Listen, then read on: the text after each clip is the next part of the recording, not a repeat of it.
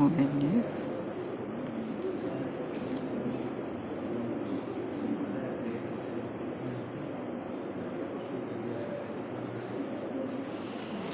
Okey. Boleh mula ya? Okay, bismillahirrahmanirrahim. Assalamualaikum warahmatullahi wabarakatuh. Alhamdulillahirabbil alamin. Assalatu wassalamu ala asyrafil anbiya'i wal mursalin wa ala alihi wa sahbihi ajma'in. Qala rabbi shrah li sadri wa yassir li amri wa hlul 'uqdatam min lisani yafqahu qawli. Subhanaka la ilma lana illa ma 'allamtana innaka antal alimul hakim. Wala haula wala quwwata illa billahil aliyyil azim. Alhamdulillah, pertamanya kita panjatkan syukran kepada Allah Subhanahu wa taala dengan keizinan dan juga inayah serta rahmat daripada Allah Taala kita dapat bertemu pada malam ni lah ya. Untuk kita sama-sama mentelaah kitab ataupun kutaib lah, buku kecil daripada Syekh Muhammad Jamaluddin Al-Qasimi tentang adab murid dan juga guru ataupun dalam bahasa Arabnya adabud darisi wal mudarris, adab bagi seorang yang belajar dan juga yang mengajar. Jadi alhamdulillah, pertamanya terima kasih kepada semualah mahasiswa-mahasiswi muslimin muslimat yang hadir pada malam ni. InsyaAllah kita cuba untuk berkongsilah apa yang ada daripada buku ni, dan mudah-mudahan dengan niat yang ikhlas daripada semua yang hadir pada malam ni, kita dapat sesuatu, walaupun mungkin tajuk buku ni biasa je kan, tentang adab je pun, tetapi nanti kita akan lihat kenapa Syekh Jamaluddin Al-Qasimi menulis ataupun menyusun buku ini dalam bab-bab yang ringkas berkaitan adab pelajar dan juga guru. Jadi kalau kita lihat, mungkin permulaannya kita kenal dululah dengan siapakah Syekh Jamaluddin Al-Qasimi ini, muallif ataupun penulis kutaib ataupun buku kecil ini. Nama penuhnya Syekh Muhammad Jamaluddin Al-Qasimi Ad-Dimashqi. Ad-Dimashqi, beliau lahir di Syria lah. Dilahirkan pada tahun 1866 Masihi. Maksudnya beliau ni hidup pada abad moden ni lah, pada abad ataupun kurun ke-19, dan wafat pada tahun 1914 Masihi ataupun dan tahun hijrahnya 1332 Hijrah. Jadi dia tak lama umurnya, hanya 49 tahun sahaja, tetapi banyak menulis penulisan-penulisan, sama ada penulisan ringkas ataupun penulisan yang agak mendalam, khususnya dalam bab ilmu hadis. Sebab Ustazah ni pun tak ada ilmu sangat kan, tapi biasa dengan nama ni kita kenal dia sebagai seorang muhaddis, seorang ahli hadis. Tapi dalam masa yang sama juga dia ada menulis tentang akidah, tentang tauhid, tentang fiqh sedikit, dan juga tentang akhlak sendiri, sebagaimana kitab yang kita akan lihat bersama-sama bermula pada malam ni. Jadi beliau ni sebenarnya tulisan ataupun buku kecil ini, Adabud Daris dan Mudarris ni adalah beliau tulis berpandukan daripada muqaddimah satu kitab yang ditulis oleh Imam An-Nawawi. Imam An-Nawawi yang mana tajuk kitab Imam An-Nawawi itu adalah Al-Majmu' Syarhul Muhazzab, ataupun biasa orang panggil kitab Majmu', kitab Al-Majmu'. Jadi beliau menulis ataupun mengambil garapan apa yang beliau faham daripada muqaddimah kitab Majmu' Syarah Muhazzab ni, tulisan Imam Nawawi ini, dan menulisnya dalam bentuk poin-poin yang ringkas dalam buku Adabud Daris wal Mudarris ini. Dan kenapa beliau menulis buku ini ataupun menyusun kitab ni? Tapi sebelum kita pergi ke situ, kita lihat dulu bahawa kitab yang ringkas dengan bahasa yang mudah dan ringkas, susunannya sangat cantik dan sebagainya, juga telah kitab ini telah banyak diajar di pondok-pondok dan di pusat pengajian taklim, seperti diajar oleh Syekh Burhanuddin Ibrahim Az-Zarnuji Al-Hanafi. Kemudian dalam masa yang sama juga kitab ini telah ditulis semula dalam tulisan Jawi dan diberi tajuk Pelita Penuntut. Kalau pernah jumpa kitab kuning Pelita Penuntut kan, mungkin ada yang pernah menadah kitab talaki kat pondok mana-mana. Sebenarnya itu adalah terjemahan daripada kitab ini. Ya. Kemudian dan kitab ini terkenal, dan penterjemahan bagi kitab Pelita Penuntut ini adalah Syekh Muhammad Syafi'i bin Abdullah Al-Fattani.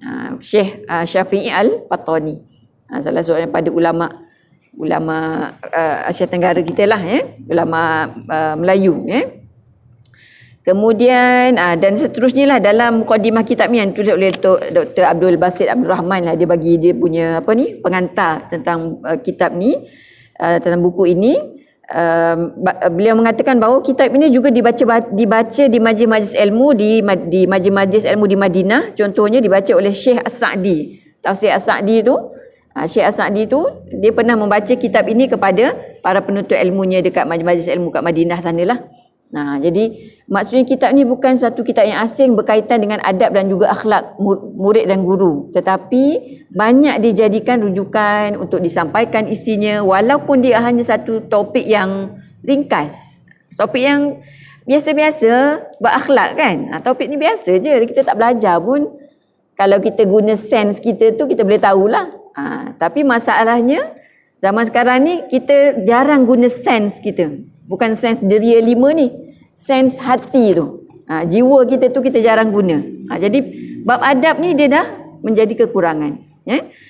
Kita tengok dekat mukadimah kitab ni, kalau mungkin yang mahasiswa daripada AT36 mungkin ada Ustazah Atikah share PDF dia kan. Bolehlah tengok. Mukadimah yang tulis oleh Syekh Jamaluddin Al-Qasim ini pendek saja. Okey Mungkin Ustazah tak adalah akan baca semua, tapi kita lihatlah apa yang beliau sentuh. Okey, beliau mengatakan barang siapa yang menyiasat ataupun meneliti apa yang ditulis dalam bab ilmu yang luas ini daripada ilmu lama dan juga ilmu baru, dia akan melihat ada pelbagai penulisan dan juga artikel-artikel yang tidak terhad lah, banyak maksudnya. Maksudnya ilmu Islam ini daripada zaman bermula zaman tadwin, pembukuan pembukuan ilmu-ilmu Islam, selepas daripada zaman talaqi musyafahah secara 100%, bermula abad hujung abad kedua Hijrah, bermula di situ penulisan, bermula dengan penulisan hadis, penulisan tafsir dan seterusnya sampai kita hari ini. Dan tadwin ataupun penulisan itu menjadi medium utama penyebaran ilmu-ilmu Islam. Jadi beliau mengatakan kita akan dapati banyak muallafat ataupun kitab-kitab penulisan tentang pelbagai ilmu. Kita akan dapati kat situ dan tidak tersembunyi bahawa sesungguhnya roh bagi setiap zaman itu akan terzahir daripada apa yang ditulis mengikut keperluan dan juga kewajipan yang perlu ada pada zaman tersebut. Jadi kalau zaman tu mungkin kalau kita kata zaman abad keempat Hijrah dah bermula banyaknya falsafah ilmu Islam diserap dengan falsafah Yunani. Di situlah maka untuk counter ataupun untuk rot balik perkara tersebut, maka para alim ulama membahaskan tentang ilmu kalam untuk membahaskannya. Jadi ilmu-ilmu ini timbul bukan saja-saja tetapi untuk memenuhi keperluan setiap zaman itu. Keperluan tu maksudnya apa? Nak menyelesaikan masalah yang melanda umat Islam pada ketika itu. Jadi zaman kita sekarang ni ilmu apa banyak tulis? Macam-macam lah kan. Dari sudut ilmu alat tu memang pelbagai lah. Dari sudut ilmu agama pun dia juga pelbagai, tetapi mungkin dia manhajnya sudah sedikit berbeza. Mungkin contoh macam kitab tafsir, mungkin jarang kita jumpa kitab tafsir yang ditulis secara tafsir tahlili, tafsir bil maksur, tapi kita akan jumpa tafsir-tafsir ayat Al-Quran ataupun surah yang ditulis secara maudu'i, secara tematik, ikut tema, ikut topik. Kerana apa? Kerana itu lebih memenuhi keperluan dan kehendak masyarakat sekarang yang semua nak cepat, tak sempat nak baca kan. Dia tak tahu mana satu dia nak ambil dari dalil ni tentang bab tu. Jadi itu nature ataupun fitrah ilmu, termasuklah ilmu-ilmu syariat ataupun ilmu-ilmu Islam, sebab nak memenuhi keperluan masyarakat pada satu zaman tadi ya. Okey. Dan kebanyakan ilmu ini akan bertukar, berubah ya, berkembang ya, untuk memenuhi keperluan-keperluan tersebut. Dan dia berkembanglah, dia terus berkembang ya. Kecuali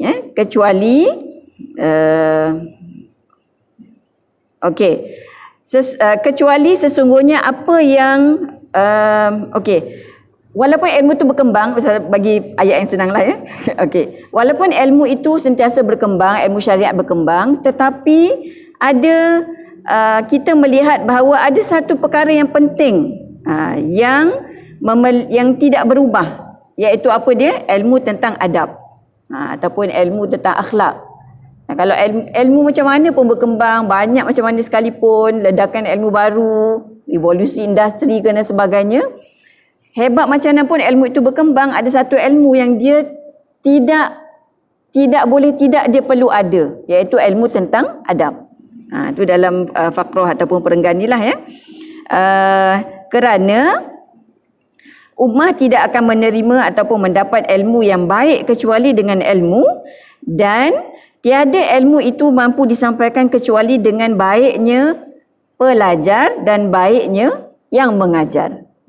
Jadi nak pelajar tu baik, yang mengajar baik, kena ada adab ataupun akhlak. Jadi kat sini beliau menyatakan tak kisahlah ilmu berkembang macam mana, tapi ada satu benda yang perlu dalam konteks ilmu ini dan sangat penting, iaitu tentang adab ya. Kerana apa? Kerana ilmu murid dan juga pelajar ni, mereka ini adalah al-qaimun ataupun tiang asas lah kita kata, orang yang menentukan, orang yang mendirikan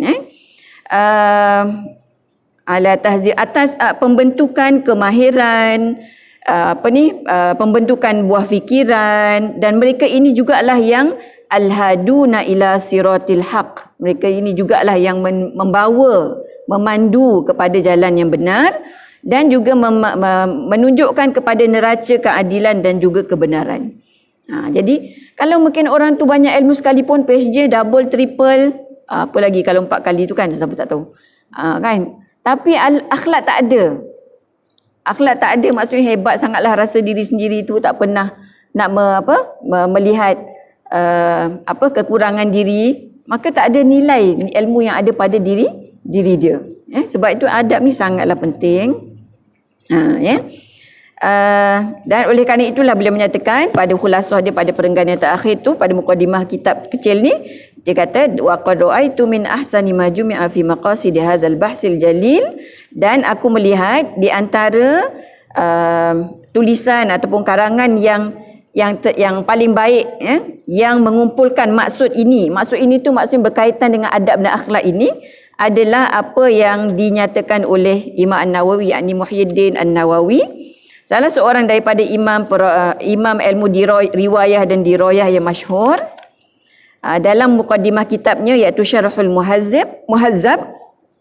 Maka aku pun menulislah khulasah daripada apa yang aku dapati daripada tunjang ataupun mukadimah kitab ini, dan aku jadikannya sebagai satu tulisan maqalatan mujizatan. Aku tulis sebagai satu karangan yang ringkas. Jadi buku ni Ustazah ada ni sebenarnya ada buku terjemahan.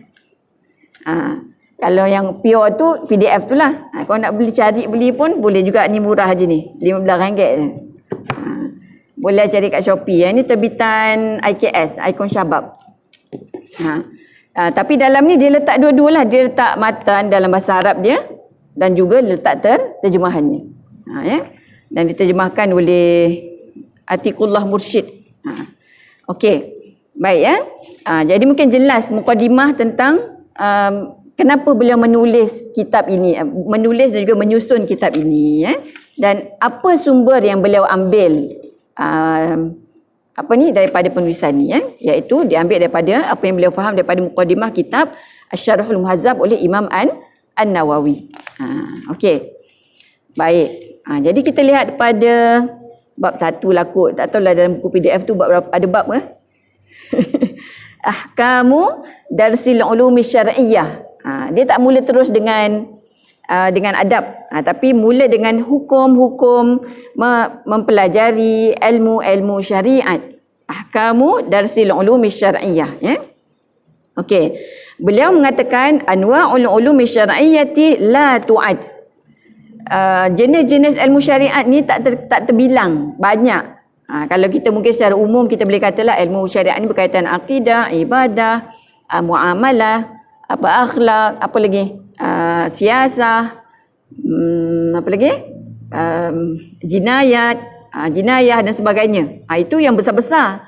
Bila cabang dia masuk dalam tu, kita pun tak habislah mengaji kan. Jadi adakah semua ilmu itu adalah ilmu yang wajib kita belajar? Sedangkan anwa'ul ulumi syar'iyyati la tu'ad, tak boleh dikira, tak terkira. Ya.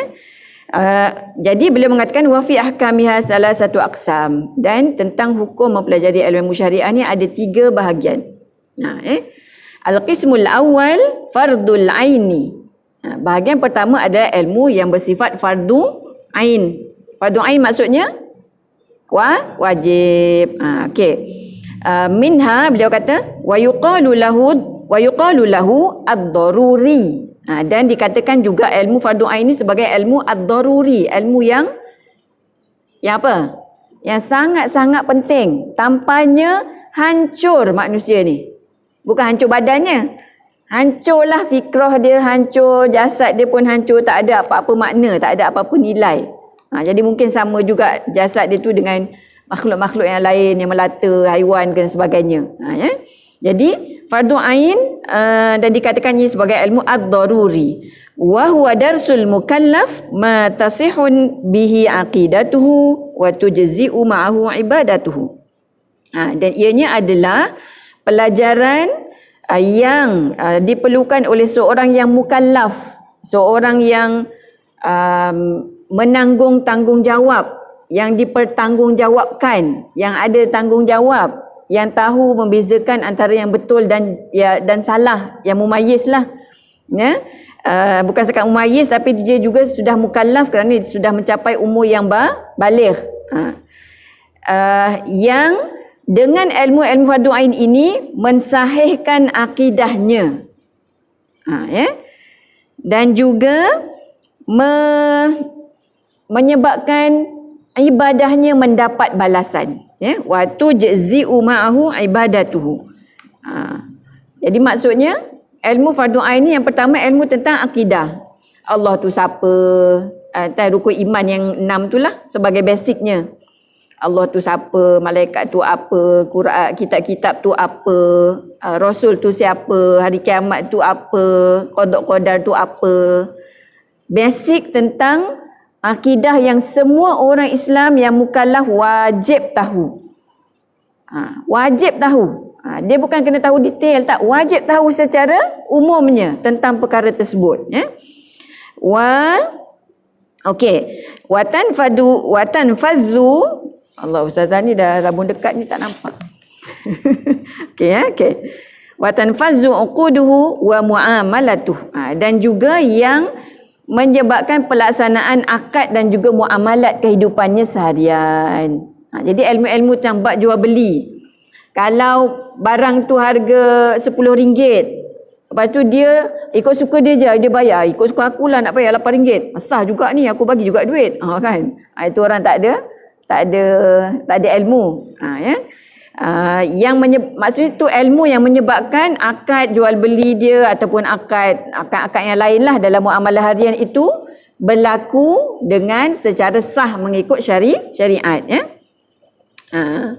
Jadi kita boleh katakan ilmu fardu ain ni merangkumi ilmu berkaitan akidah yang membawa kepada akidah yang sahih, membawa kepada ibadah yang betul, ya.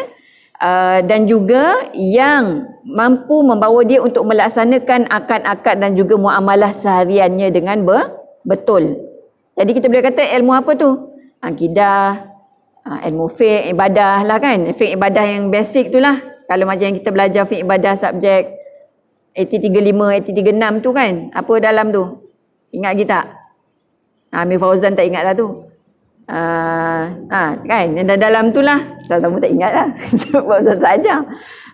Dan tentang puasa, tentang solat, puasa, zakat, apa lagi, haji, apa lagi dalam tu, Ustaz tak ingat lah. Tapi benda-benda basic yang semua orang kena tahu. Ya? Baik. Dan termasuk juga dalam ilmu fardu ain ini adalah darsu amradil qalb. Pelajaran tentang penyakit-penyakit hati, kal hasadi wal ujubi wal bukhli wa amsalihha minal muhlikat. Penyakit-penyakit hasad, ujub, bakhil dan juga sebagainya daripada penyakit-penyakit yang merosakkan ini. Sebagaimana qala Imam Al-Ghazali, dia berkata, ma'rifatu hududiha wa asbabiha wa tibbiha wa ilajiha fardu ainin. Imam Al-Ghazali kata mengetahui tentang penyakit-penyakit hati ini, mengetahui dari sudut had-hadnya, sebab-sebab yang membawa kepada penyakit tersebut, cara untuk mengatasinya adalah termasuk juga dalam perkara fardu ain. Jadi maksudnya ilmu akhlak lah ni. Kan ada orang tak tahu hasad tu tak haram, hasad tu okey je. Kan? Tak apa hasad dengki dekat dia tu. Sebab Nabi kata la hasada illa fisnatain. Tiada hasad dengki kecuali dalam dua perkara je. Pada orang yang berilmu, yang memanfaatkan ilmunya, dan juga orang yang memiliki harta yang menginfakkan hartanya. Dua tu je kita boleh hasad dengki kat dia. Tapi bukan hasad dengki dalam konteks sehingga menginginkan nikmat itu hilang daripada dia. Tapi hasad dengki yang membawa kepada kita rasa termotivasi nak menjadi sebagaimana dia. Itu hasad yang positif lah. Hasad yang negatif tu mulalah dia buat macam-macam hingga bawa kepada kesyirikan, kekufuran tu, na'udzubillah ya. Jadi kita boleh simpulkan pada al-qismul awal ni yang fardu ain ni, selain pada akidah, ibadah, muamalah yang basic ya, yang kita kena ketahui, juga termasuk bab-bab tentang akhlak dan juga penyakit-penyakit hati. Bab akhlak lah. Jadi sebab itulah kita kat sekolah rendah dulu kita belajar kan bab-bab tu kan. Semua belajar dah ni. Pelajaran waktu kita sekolah rendah tu, itulah basic fardu ain yang semua orang kena tahu. Cukup dah itu je. Tak payah dah belajar sampai universiti ni. Tapi kita perasan tak, ilmu itulah paling sukar kita nak amalkan. Senang nak jawab periksa, tapi susah nak amal dengan cara yang sebenar-benarnya. Sebenarnya itulah basic kita. Jadi sebenarnya kalau kita mungkin mengajar pelajar-pelajar kelas kafah ke apa, itu sebenarnya satu mizan hasanat yang sangat besar ya. Sekarang ni kita mengajar perkara fardu ain kepada anak-anak generasi Islam yang akan datang. Tak kisahlah gaji dia ciput pun, tapi kita sebenarnya menyumbang sesuatu benda yang sangat besar pada diri seseorang Muslim tu. Ya. Jangan harap pensyarah hebat kan. Pensyarah lah hebat. Pensyarah tak ada pun, kalau guru kafah ada, settle. Pensyarah ni dia hajiat je. Dia benda tambahan je kalau ada, okey. Kalau tak ada pun, tak apa. Berbanding kalau guru kafah semua mogok tak nak ngajar. Habis. Ya. Jadi penilaian kita, bila kita melihat pada ilmu ini, maka kita akan lihat, okey, besarnya peranan dia, beginilah sepatutnya. Jangan rasa kecil hati kalau kita mengajar kafah saja. Benda tu akan timbul dan membina kita punya nilai dan juga akhlak dalam diri kita. Okey, kemudian bahagian al-qismus tsani, fardul kifayah. Ilmu yang kedua, fardu kifayah. Kita insya pukul berapa 8.25. Okey, 8.20 ya. Okey. Fardul kifayah apa tadi? Wa yuqalu lahu al-haji. Kalau fardu ain tadi ad-daruri, fardu kifayah ni al-haji, benda yang keperluan. Yang bersifat keperluan. Wa huwa darsun ma la budda linnas minhu fi iqamati dinihim. Ianya adalah cabang-cabang ilmu pengajian yang mesti ada bagi manusia untuk mendirikan agama mereka, seperti kahifzil Quran. Jadi hafal Quran ni tak wajib, tapi bagi orang yang menghafal Al-Quran, dia telah memenuhi fardu kifayah bagi ummahnya. Besar tak besar tu? Kan kecil je kan, ustazah saya tak hafal pun okey lah tu kan. Fardu kifayah, orang lain ramai lagi. Nasrul ada pun kan. Dia bagi ke orang semua. Tidak. Kita, bila kita ada ilmu, kita akan rasa walaupun benda fardu kifayah, tapi kita ada kemampuan untuk buat benda tu, maka sebenarnya kita telah memenuhi tugas dan tanggungjawab yang besar. Ya. Kahifzil Quran wal ahadis wa ulumihima, dan mempelajari ilmu-ilmu hadis dan ilmu-ilmunya, wal fiqhi wan nahwi wal lughati wa ma'rifati ruwatil hadis wal ijma' wal khilaf. Maksudnya ini ilmu fardu kifayah ni yang dipelajari secara lebih mendalam. Okey. Termasuklah dalam mengetahui dalil suatu perkara. Orang awam dia tak wajib tahu dalil-dalil tu. Dia wajib tahu apa hukumnya, apa dia kena buat, apa dia kalau macam ni ni batal, ni sah. Itu dia kena tahu. Tapi dalilnya secara detail dia tak wajib tahu. Yang wajib tahu yang orang yang nak memenuhi fardu kifayah ni, Kitalah belajar, kita berada kat line ni kan. Itu tanggungjawab kita lah tu. Ya, supaya boleh menyampaikan kepada orang awam yang lain. Okey. Kemudian begitu juga mempelajari perawi hadis dan sebagainya. Okey. Dan di antara ilmu fardu kifayah juga adalah wa minhu ma yuhtaju ilaihi fi qiwami amrid dunya. Apa yang diperlukan daripada ilmu itu dalam mendirikan perkara-perkara keduniaan. Katibbi wal hisabi wal handasati wa ghairiha. Seperti ilmu perubatan, matematik, ilmu kejuruteraan. Tak ada benda ni, bangunan pun tak boleh buat. Mundurlah umat Islam kan. Buruj Khalifah, buruj tu apa tu? Kat Qatar tu. Tak ada benda tu, tak nampaklah gahnya, izahnya orang Islam pun boleh buat kan. Itu siapa arkitek dia? Saya pun tak tahu. Kok arkitek dia orang bukan Islam kan. Nangis kita. Okey itu pun termasuk dalam ilmu fardu kifayah. Termasuklah jadi doktor, jadi nurse, jadi engineer, jadi saintis, jadi macam-macam lah. Jadi mereka ni pun sebenarnya adalah orang-orang yang memenuhi keperluan agama. Sebab kita JPI ni kan dalam Fakulti Sains Kemanusiaan.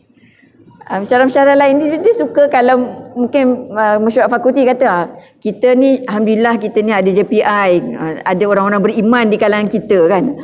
Kita rasa macam ayat tu tak betul tu kan. Ayat tu sangat tidak betul. Seolah-olah hanya orang belajar agama sahaja ada iman. Tak betul tu. Jadi kena betulkan. Okey. Kemudian dan di antara juga ilmu yang termasuk dalam fardu kifayah ni adalah ta'allumus sana'i allati hiya sababu qiyami masalihid dunya. Mempelajari tentang ilmu-ilmu sina'ah hasil, kilang. Ilmu penghasilan lah kot. Ilmu penghasilan yang menjadi sebab terdirinya masalah-masalah keduniaan seperti az-zira'ati wa nahwiha. Ilmu pertanian pun termasuklah. Jadi petani moden, petani apalah kan, pengembala, apa tu, itu memenuhi keperluan dan juga keperluan makanan. Ini pun satu benda yang daruri juga sebenarnya, yang penting. Kalau tak jadilah macam kita sekarang ni, semua orang bukan Islam yang banyak monopoli, kita lah kan, bila raya je harga pun mahal. Kan, bila ikut dia boleh memonopoli harga kerana kita umat Islam tidak menguasai perniagaan tersebut. Jadi lepas ni kot ada yang mungkin ada banyak duit kan, jadilah penternak ayam ke penternak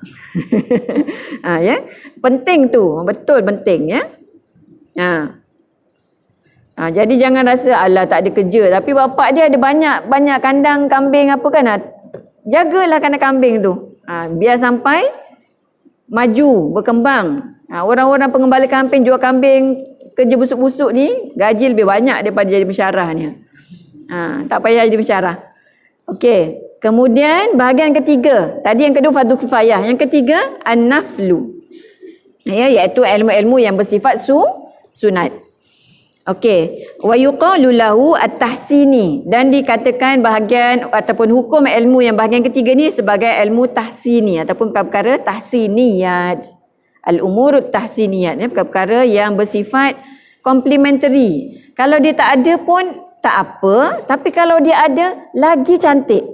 Macam tu, ya. Wa huwa, dan ianya seperti at-tabahur fi usulil adillah. Orang yang memiliki ilmu yang banyak dalam ilmu usul-usul dan dalil-dalil. Ini pakar-pakar lah ni. Ya, mufti. Sebab itu tak semua orang boleh jadi mufti. Hanya beberapa orang dalam Malaysia ni, berapa orang je mufti? Berapa orang 10 ke apa? Entahlah. Jadi mufti tu itu je. Dia tak boleh semua orang boleh jadi mufti, tak. Sebab mereka lah yang memenuhi keperluan ilmu ini yang sebenarnya dalam konteks ilmu yang mustahab kalau ada. Ilmu yang baik ada. Kalau tak ada, tak apa. Tapi kalau ada, terbaik. Macam tu. Okey.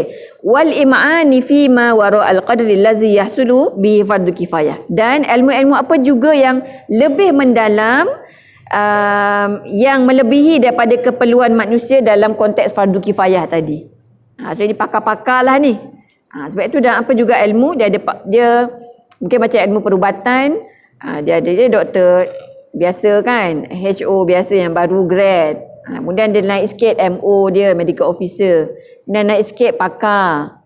Kemudian lepas pakar tu ada lagi sub pakar lagi. Jadi yang atas-atas tu sebenarnya memenuhi keperluan tahsiniyat. Sama jugalah dalam ilmu-ilmu syariah kita pun begitu jugalah. Jadi kepakaran-kepakaran itu perlu supaya ilmu tu boleh lebih berkembang lagi, ya, dan boleh lagi didalami, dan masyarakat pun boleh mendapat ilmu yang terbaik, ya, kerana adanya individu-individu yang memerlukan keperluan ilmu ni tadi, ya. Baik. Mana tadi, ya? Wa tawassu' fi fununil adabi wal ma'qul, dan orang yang memiliki ilmu yang luas dalam ilmu-ilmu sastra dan juga ilmu-ilmu mantik. Makul ni ilmu mantik lah, ya. Jadi itu termasuk dalam ilmu hukum yang ketiga, hukum ilmu yang ketiga iaitu hukum ilmu an-naflu ataupun sunat. Okey. Jadi kita ni dalam kelompok mana? Sekarang ni fardu ain dah beres dah kan? Mungkin kita dalam konteks memenuhi ilmu fardu kifayah kat sini, ya. Kalau tak ada kita tidak memenuhi keperluan. Ada keperluan yang perlu dipenuhi. Sebab itu kena ada juga. Tetapi dia dari sudut darurinya tidak sedaruri sebagaimana ilmu fardu ain. Okey. Ada apa-apa nak tambahkan? Tadi, baik. Kita tengok pada, kalau ikut susunan buku ni, dia bermula dengan adabul mudarris. Adab guru dulu. Tapi saya rasa sebab kita sekarang pelajar kan, jadi saya terus pergi al-babul khamis. Pergi bab yang kelima. Adabud daris, adab pelajar ataupun al-muta'allim, orang yang belajar, orang yang menuntut ilmu, ya. Okey. Baik, kat sini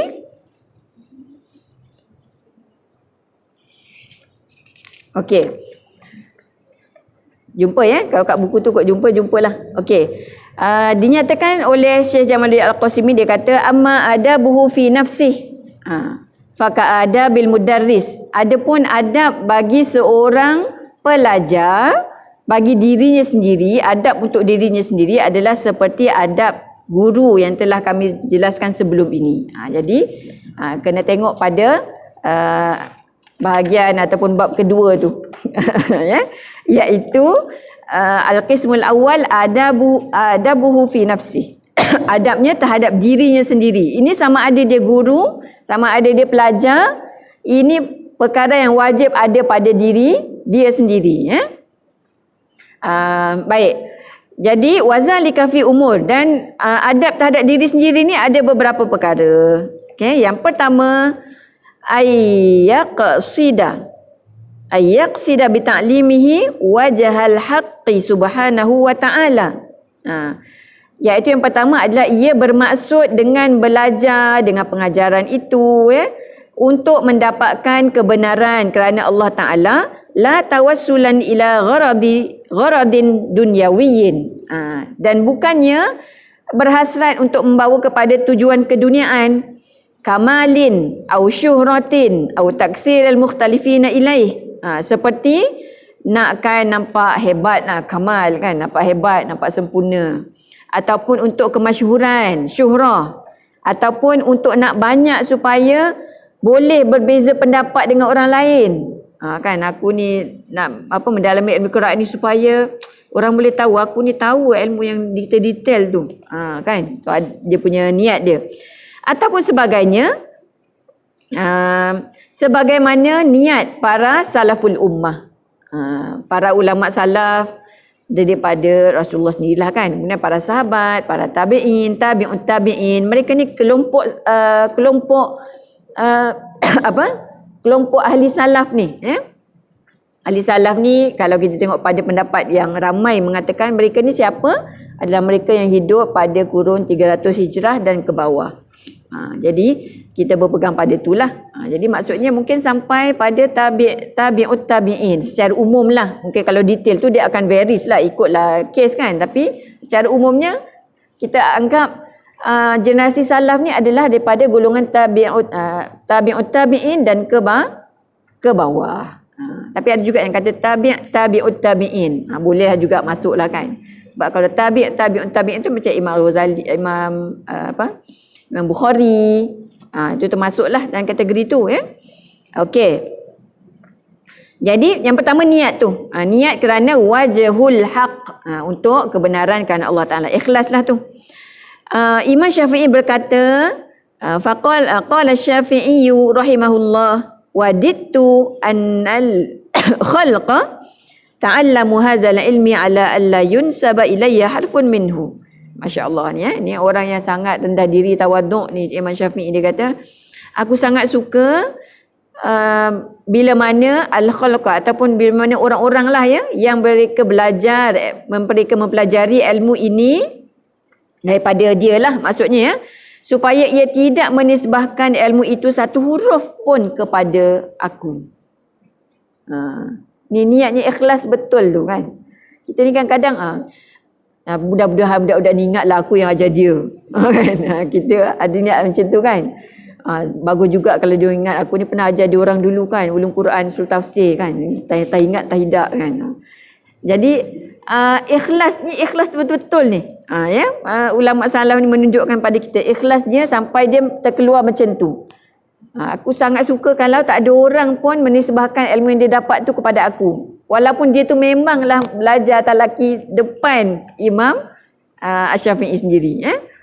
Jadi beliau juga berkata, mana zartu ahadan qattu 'alal ghalabati. Tidaklah aku berdebat atau berhujah dengan seseorang semata-mata untuk menang. Wa wadittu idza nazartu ahadan ay yazharul haqqu ala yadihi.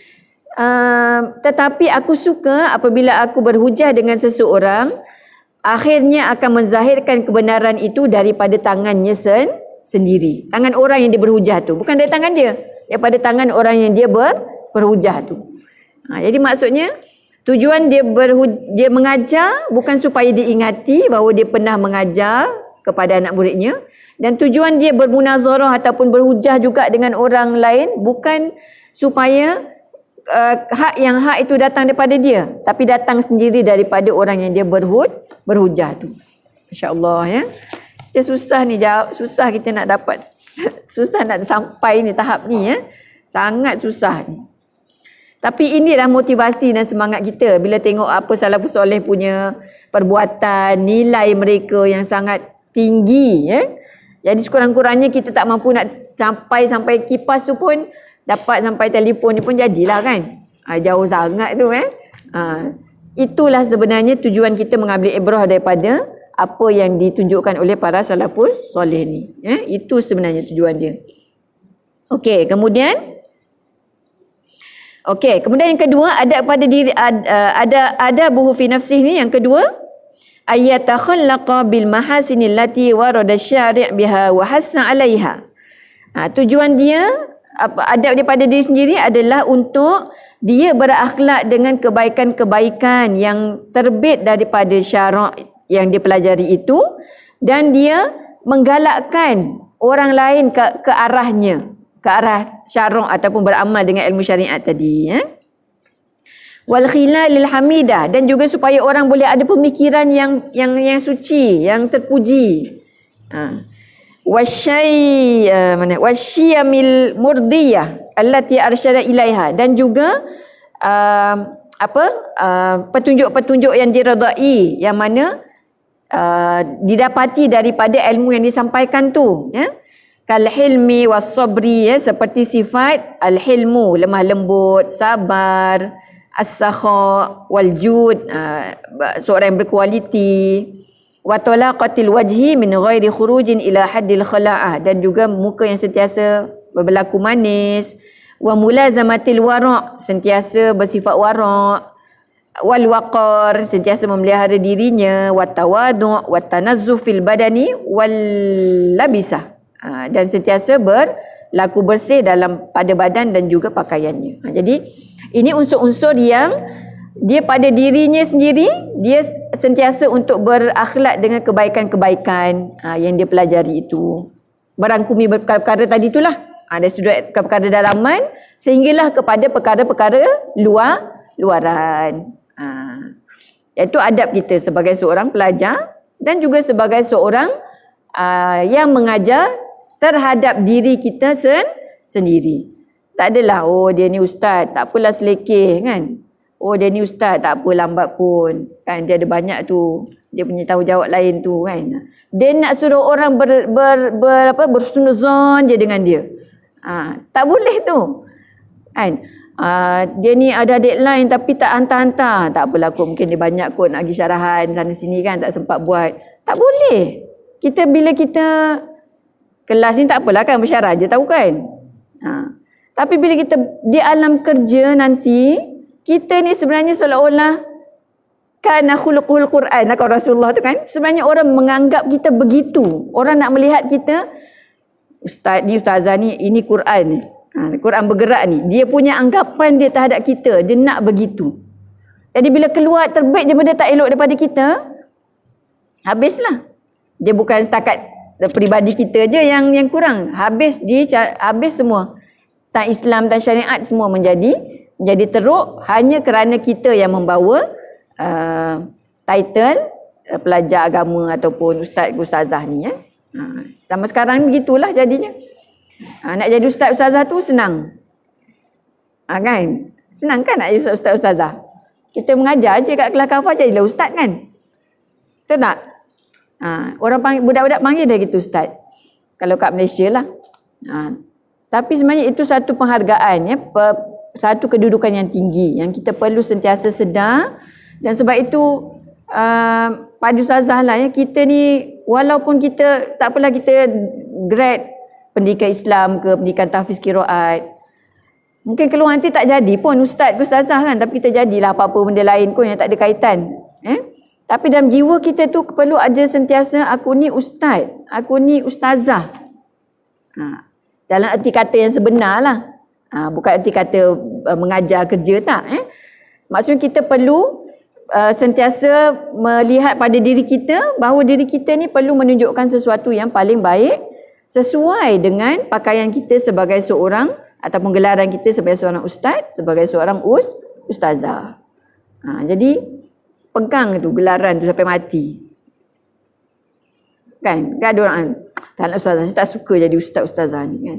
Dah duduk dalam ni, orang dah panggil, orang dah tahu dah kita ni hafiz Quran, selamanya lah lekat benda tu. Ya? Jadi itu satu benda yang ada kebaikan, nikmat, dan masa yang sama juga challenge, cabaran untuk kita supaya sentiasa memperbaiki diri, menambah ilmu, menerima teguran dan juga nasihat, ya. Bukan kita je nasihat orang tapi orang tegur kita tak nak terima, tak boleh lah macam tu. Supaya kita sentiasa berusaha untuk berperilaku dengan sebaiknya, ya. Kemudian adab kepada diri sendiri juga adalah al-hazaru minal hasadi war riya'i wal i'jab. Sentiasa berjaga-jaga daripada penyakit hasad, riya, ujub, wa tazkiyatin nafsi, dan sentiasa menyucikan dirinya, wazdira'in nas. Wazdira' ni apa, ya? Nanti boleh tengoklah tu. Ada terjemahan dia. Siapa tak tengok. Nombor 3. Sekejap. Wazdiro innas. Okey, memperlekeh. Wazdiro innas, memperlekehkan orang lain. Wa in kanu dunahu bidarajatin. Sekalipun orang itu rendah lagi darjatnya daripada dia. Tu ada isyarat dah tu, dah habis dah tu. Okey, jadi sentiasa jaga diri kita daripada hasad, riak, ujub, ya, dan sentiasa menyucikan diri kita setiap masa. Okey, dan yang keempat ialah dah masuk ni. Yang terakhir lah ni, lepas tu kita tutup, Yang keempat, adab pada diri sendiri adalah annahu idza tarakhasa fi amrin jaiz wa khifa ay yuzanna khilafuhu ay yukhbira ashabuhu wa may yarahu haqiqatan zalikal fi'li. Sungguhnya dia apabila melakukan perkara-perkara yang mungkin bagi orang benda tu tak sepatutnya dilakukan, maka dia akan berusaha untuk memperbaiki dirinya dalam keadaan tersebut, dan juga memberikan khabar kepada sahabatnya tentang kesilapan, hakikat daripada kesilapan yang dia lakukan itu, supaya boleh diambil manfaat dan bukannya menjadi bahan sumber dosa lah, wayak samu bizannihimus sayyi. Maksudnya orang jangan menimbulkan perkara yang boleh menimbulkan zon yang tidak baik pada diri kita. Itu adab pada diri kita sendiri. Jadi saya rasa tu sajalah kot. 8.25 kan isyak kan? 22. Ada isyak tu. Jadi kita berhenti sampai adab fi nafsi, dan insya-Allah untuk akan datang kita sambung adab ad-daris ataupun adab seorang murid. Jadi bolehlah baca sendiri kat rumah pun boleh baca sendiri. Tak payah datang pun tak apa. Sebenarnya kan boleh baca sendiri je. Mudah-mudahan ada manfaat dan juga faedahnya untuk semua, khususnya untuk Zaza sendirilah. Sebab bila kita baca ni, sebenarnya muhasabah diri sendirilah juga kan, kita ni manusia biasa, tak lepas daripada salah silap. Mudah-mudahan dengan peringatan dan manfaat yang kita ambil daripada kitab kecil ini, daripada ilmu-ilmu yang diturunkan oleh para ulama ni, akhirnya memberikan kesan kepada kita sedikit dan sebanyaknya, insya-Allah. Jadi yang baik itu daripada Allah Ta'ala, kekurangan daripada usaha sendiri. Aku qauli hadza wa astaghfirullahal azim li wa lakum. Wassalamualaikum warahmatullahi wabarakatuh.